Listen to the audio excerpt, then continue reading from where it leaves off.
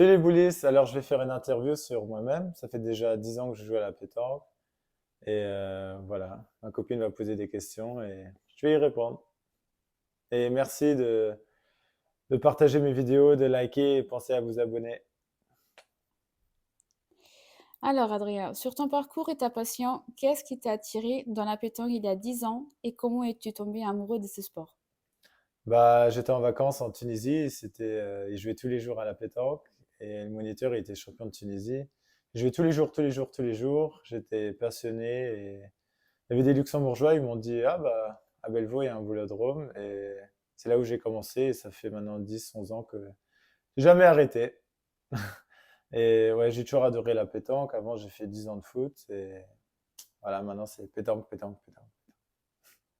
Et ce que j'aime dans ce sport, bah, c'est d'être avec du monde, d'oublier les soucis qu'on a dans notre quotidien, de penser qu'à la pétanque, penser à notre geste, au boule, de voir les amis, de jouer avec des personnes âgées, des jeunes. C'est vraiment un sport où on peut jouer dans tous les âges, hommes, femmes. On peut jouer, on peut prendre une licence demain et jouer contre un champion du monde. C'est vraiment un sport unique et un beau sport. Quel moment fort te revient quand tu repenses à ton parcours dans la pétanque? Bah, ma première année de pétanque, j'ai eu la chance de faire un championnat d'Europe jeune et on a fait vice-champion d'Europe. On a perdu, bah, la vidéo elle est sur YouTube, on a pris 13-0 contre Molinas, Deher et Djukic. Mais on était très fiers déjà d'arriver en finale, surtout pour un petit pays comme Luxembourg. Et comme j'ai dit, ça faisait qu'un an que je jouais. Et sinon, j'ai eu la chance de faire quelques championnats du monde et quelques championnats d'Europe. Et il y a eu des beaux souvenirs. J'avais fait quart au tir de précision chez les hommes au Canada, championnat du monde. Euh, Sinon, médaillé de bronze au tir de précision en Espagne chez les Espoirs. Mais voilà, après, il y a plein de souvenirs, hein. Mais je suis vraiment reconnaissant de la chance que j'ai de pouvoir faire toutes ces compétitions. Et voilà, merci à la pétanque. Ouais. Comment te sens-tu d'être sélectionné pour le tir de précision au championnat du monde et qu'est-ce que cela représente pour toi? Bah, déjà, je suis très content d'être sélectionné pour le championnat du monde à Dijon. Ça va être un des plus beaux championnats du monde, je pense. En plus, c'est en France. C'est à 3 heures de chez nous, du Luxembourg. Et il y aura du monde, il y aura du monde aussi du Luxembourg. Je crois qu'on aura peut-être une petite centaine de supporters. Merci à eux de venir. Et voilà, bah, pour répondre à la question, bah, je suis très content et stressé aussi de faire le tir de précision au championnat du monde parce que c'est beau, mais c'est aussi stressant et on veut toujours donner le meilleur de soi-même et de bien représenter son pays. Et voilà, je vais essayer de me préparer au mieux pour le championnat du monde, c'est bientôt. Et voilà, ça va être chaud, ça va être chaud. Est-ce qu'il y a un aspect technique ou mental sur lequel tu te concentres particulièrement en ce moment? Bah, comme j'ai dit tout à l'heure, championnat du monde, il y a beaucoup de pression et voilà, on essaye de se mettre le moins de pression possible. J'avais lu un livre sur Internet aussi pour la préparation mentale et physique aussi, c'est important le physique. Faire un peu de cardio pour enlever les pensées négatives. Faut voilà, penser à la respiration. Si vous êtes quelqu'un de très stressé à la pétanque, respirez un bon coup avant d'aller dans le cercle et ça peut aider. Après, il y en a qui gèrent la pression autrement, mais bon, ça c'est autre chose. Comment gères-tu les critiques des autres joueurs et ce qu'elles t'apportent pour progresser? Bah, comme dans tous les sports, hein, tout le monde se fait un peu critiquer, surtout dans le dos malheureusement. Mais bah, les critiques des joueurs, j'en ai déjà eu quelques-unes. Après, faut prendre ça comme force, surtout si tu joues contre eux, de parler avec les boules, comme on dit. Et après, comme critique, ce qu'on peut entendre sur moi, c'est peut-être d'être un peu nonchalant, mais ça, c'est ma personnalité, ou de changer souvent de diamètre, mais bon, ça, c'est comme ça. Bon, ça marche, j'arrive à gagner quelques concours quand même. Mais voilà, après, tout le monde chérit un peu tout le monde, mais ça reste quand même toujours dans le gentil. Après, il y a déjà eu des parties où voilà, ça chauffe un peu, où voilà, il y a des gros mots malheureusement. Et faut rester calme. Et comme j'ai dit auparavant, faut répondre avec les boules. Et normalement, plus on me charrie, plus je joue mieux normalement. Mais bon, pas toujours, mais voilà. Faut pas me chercher.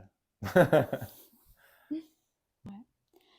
La pression est un gros facteur en compétition, surtout avec tes coéquipiers de haut niveau. Comment gères-tu cette pression? Bah, déjà, j'ai la chance de connaître mes coéquipiers de l'équipe nationale depuis des années. On se connaît tous, on joue dans le même club. Du coup, bah, il y a déjà une amitié qui s'est créée depuis ces années. On se connaît quasi par cœur. Du coup, déjà là-dessus, on s'enlève un peu de pression, parce qu'à la pétanque, comme j'explique aux gens, c'est un cercle, un cochonnet, mais tout ce qui est autour, ça peut jouer un facteur important, surtout sur la pression. Avec qui on joue, contre qui regarde, la compétition qu'on joue. Et voilà, comme j'ai dit, c'est très important d'avoir une bonne osmose dans l'équipe, de bien s'entendre, de se motiver l'un l'autre, de pas trop se critiquer, toujours rester positif et de monter son coéquipier à son meilleur niveau. Et voilà, pour gérer la pression, comme j'ai dit, la respiration. Ce que je faisais à un moment, ce qui marchait très bien, je le fais plus, je sais pas pourquoi, mais c'est le matin, par exemple, avant la compétition, je sais pas, de faire une longue promenade. Ou moi, ce que je faisais, c'est d'aller courir avant. Ça me déstressait et ça m'aérait un peu la tête. Et ce qui est important à la pétanque. Bah, il y a des joueurs qui jouent mieux à l'entraînement qu'en compétition. Pourquoi selon toi? Bah, comme on dit, il y a des jours d'entraînement et des jours de compétition. Bah, la différence entre l'entraînement et la compétition, pardon, c'est bah, la pression. Au niveau, c'est la pression qui fait la différence. Il y en a beaucoup à l'entraînement, ils vont taper par exemple 8 sur 10. Et en compétition, ils vont toucher 2, 3 sur 10. Quelle est la différence? Ça reste un cercle, un bouchon, une boule. Et la différence, bah, c'est la pression parce que quand tu joues à l'entraînement, il n'y a pas trop d'enjeux, tu n'as pas de pression. Tu vas faire des portées, tu vas les jouer à la perfection, tu vas très bien tirer. Et en compétition, quand tu es dans le cercle, tu réalises vraiment bah, que la boule là, il faut vraiment la taper. Il faut vraiment regagner un beau point. Et voilà, c'est vraiment la pression. Il faut essayer de la gérer au mieux possible. Après, il ne faut pas abandonner, hein, c'est pas, parce qu'à la pétanque, il y a des hauts, des bas, il y a des phases, hein. C'est dur de rester en haut. Souvent, on monte, on descend. Ouais. Et c'est important dans les cas-là d'avoir des coéquipiers qui te font confiance et voilà, de continuer à faire des concours. Et plus tu fais de concours, plus tu vas avoir l'habitude de jouer sous pression et bah, tu pourras mieux la gérer. Quelles sont les leçons les plus importantes que la pétanque t'a apprises sur toi-même? Bah, en 10 ans de pétanque, ce que la pétanque m'a apporté et les leçons que j'ai pu apprendre, c'est de bien s'entourer. C'est très important de jouer avec des amis, de jouer avec des gens de confiance. De... Voilà, parce que si, par exemple, on joue longtemps avec des personnes qui te dénigrent ou qui n'ont aucun potentiel en toi, qui te rabaissent, voilà, qui te font mal jouer, en fait, bah, c'est pas le but. Sinon, une autre leçon que la pétanque m'a appris, c'est de se battre jusqu'à la fin et que jamais rien n'est acquis. Je pense que tout le monde a déjà eu des parties où il menait 10, 12, 0 et on croyait gagner. Et au final, on n'a jamais fait le dernier point et on a perdu 13, 12. Et comme l'inverse, il y a déjà eu des parties, je pense, où tout le monde a été 0, 10, 0, je sais pas, 0, 12 par exemple. Et voilà, on a réussi à se motiver avec les coéquipiers, à continuer à y croire, à s'encourager et à gagner la partie. Et voilà, ça qui est beau à la pétanque, c'est jamais rien n'est acquis et il faut se battre jusqu'à la dernière boule. Et comme je dis toujours, une boule peut tout changer, changer une partie complète. Un bouchon, un devant de boule, un carreau au bon moment. Vive la pétanque! Bah, tu t'entraînes aussi en musculation. Comment cela est-il pour la pétanque et comment restes-tu motivé? Attends, j'ai éternué. Ok. Santé, santé. Pardon. On va voir si on va couper ça. Oui, donc la musculation, Bon, j'en fais, mais pas en bodybuilding de temps en temps. J'essaie d'aller 2, 3 fois par semaine.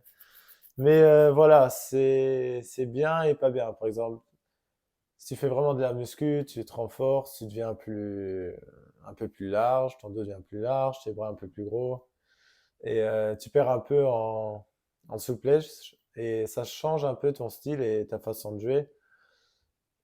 Après, je sais pas si Tyson Muinas, à un moment, il faisait de la muscu, mais il était vraiment balèze et je pense que ça a joué un peu sur ses perfs. Même si là, il revient très très bien et ça a toujours été un champion et un très bon joueur, hein. Je parle juste du physique en fait. Et comme quoi la musculation, bah, ça change un peu ton style. J'en ai parlé aussi avec quelques amis. Et pour moi, personnellement, si on veut vraiment se concentrer à fond, rien que pétant, le mieux ce serait pas trop de renforcement musculaire, léger, et plus niveau cardio pour se vider la tête, pour avoir l'endurance, parce que dans un concours de pétanque ou championnat du monde, championnat d'Europe, ça dure des journées, des heures et des heures. Et voilà, c'est ce que je dirais comme astuce à un qui veut faire un peu de sport à côté de la pétanque. Quelle routine ou discipline voudrais-tu encore améliorer pour te sentir à ton maximum dans ton sport? Bah, comme dans tous les sports et comme mon père me l'a toujours dit, le sommeil est très important pour les compétitions, bah, même dans la vie au général. Par exemple, si tu vas faire un concours et tu as dormi 2 heures et tu as bu un peu trop d'alcool la veille, bah, je pense que tu feras pas tes meilleures performances. Euh, bon, ce qui m'arrive, je pense jamais, mais peut-être une fois dans l'année. Mais non, bah, un rituel important, voilà, c'est le sommeil, de bien dormir la veille, de ne pas se coucher trop tard. Euh, voilà, en compétition, bah, boire beaucoup d'eau pour rester hydraté et en forme. Et pour moi, éviter l'alcool. Sans, je bois pas quand je joue. On reste sérieux là. Ouais, bah, allez, c'est mon chien. Bah, si tu pouvais donner un conseil à un jeune qui commence la pétanque, qu'est-ce que tu lui dirais? Bah déjà que la pétanque, c'est un très beau sport et il faut pas croire à ce que les gens ils disent que c'est un sport d'alcoolique, c'est un sport de vieux. C'est pas du tout comme ça et on le voit de plus en plus en France. Il y a beaucoup d'écoles de jeunes. Voilà, il y a énormément de jeunes, je trouve. Et bah, ce que je dirais à un jeune, c'est de jouer avec ses amis, de prendre du plaisir à jouer, même si au début, les débuts sont toujours difficiles, mais qu'avec l'entraînement, bah, ça payera un jour. Et voilà, de jouer avec ses amis, de bien s'entourer et de pas se prendre la tête. Et de pas mettre que la pétanque devant dans sa vie, mais aussi parce que si on joue vraiment toujours à la pétanque, on pense qu'à la pétanque et tout, c'est vraiment important d'avoir sa famille, de pas jouer par exemple tous les jours, tous les week-ends. C'est important, voilà, la famille et de se concentrer sur l'école et de continuer à faire des concours, même si au début on se prend des raclées, voilà, on a du mal au début, c'est normal, mais plus on va faire de concours, et mieux ça ira. Et voilà, toujours avec le plaisir, le sourire et la motivation. À quoi ressemblent tes objectifs pour l'année prochaine? Bah, de tout gagner. Malheureusement, c'est pas possible, mais si, bah, au Luxembourg, ce serait déjà de gagner tête à tête médaille, doublette, triplette, le mix. La coupe et le championnat, c'est ce que j'ai presque réussi une année de tout gagner. Bah là, je suis récemment devenu champion triplette mix au Luxembourg. Bon, certes, ça n'a rien à voir avec la France, hein. On a beaucoup moins de licenciés, mais bon, je suis content d'avoir tout gagné dans mon pays. Et on va essayer de gagner le plus possible. De faire. Bon, l'année dernière, j'ai fait un national. Mais essayer, voilà, de faire. Si je fais un national, bah, de faire un bon résultat. De faire des bons résultats au championnat d'Europe, championnat du monde, si je suis sélectionné, bien sûr. De prendre toujours autant de plaisir l'année prochaine à jouer avec mes amis, à faire des beaux tirs, à bien pointer, à voilà, faire plaisir aux gens que j'apprécie, aux gens que j'aime. Où te vois-tu dans le monde de la pétanque dans 5 ans? En 5 ans, bah, faut déjà voir si je jouerai encore à la pétanque. Normalement, oui. Je suis quand même un passionné et c'est une petite drogue quand même, la pétanque, faut le dire. Bah, où je me vois dans 5 ans, bah, je sais pas si je serai encore au Luxembourg. Peut-être essayer une année en France pour voir autre chose, et des nouveaux challenges, des nouveaux défis. Euh, voilà, des nouveaux adversaires et tout. Ça fait du bien de changer d'air un peu. Mais bah, j'aimerais bien voilà, gagner quelques titres, surtout en internationaux. Par exemple, faire une médaille au championnat d'Europe ou un championnat du monde. Là, au mix, il me manquait 2 points pour arriver en demi-finale. C'est comme ça, c'est le sport. Et on essaye d'apprendre de ses défaites et de faire mieux la prochaine fois. Mais voilà, si je reste au Luxembourg, bah, de gagner le plus de titres possible. Voilà. Tout gagner. Alors, qui sont tes joueurs préférés à la pétanque avec qui tu aimerais bien jouer une fois? Bah, mes joueurs préférés sont, comme tout le monde, je pense, Dylan Rocher, Michael Bonetto, euh, Diego Rezzi. J'ai déjà eu la chance et la malchance de jouer quelques fois contre lui dans les championnats du monde, championnats d'Europe. C'est vraiment un phénomène. Après, il y en a beaucoup, hein. J'adore Michel Lois, sa détermination, sa rage. L'un qui est très fort depuis quelques années aussi et qu'on voit de plus en plus sur Internet, c'est Johan Cousin.